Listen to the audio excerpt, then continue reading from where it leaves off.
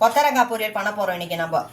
1 kilo கொத்தரங்காய், 2 வெங்காயம், கடலப்பருப்பு, ஒரு 50 கடலப்பருப்பு, கடுகு, மிளகுத்தூள், எண்ணெய் ஊற்றிக்கலாம்.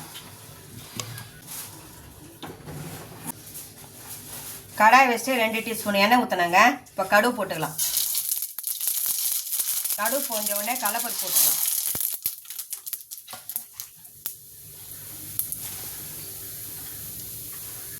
கடலப்பருப்பு கொஞ்சம் நல்லா செவக்க வதக்கிக்கலாம். வெங்காயம் போட்டுக்கலாம்.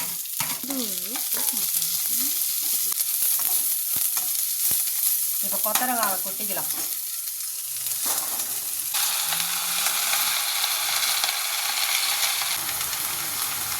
ஒரு டீஸ்பூன் மஞ்சள் தூள் போட்டுக்கலாம். அரை கரண்டி சால்ட்டு போட்டுக்கலாம். மிளகுத்தூள் போட்டுக்கலாம். ஒரு சொம்பு தண்ணி ஊற்றிக்கலாம். அவ்வளோதாங்க. வெந்த உடனே பார்க்கலாம்.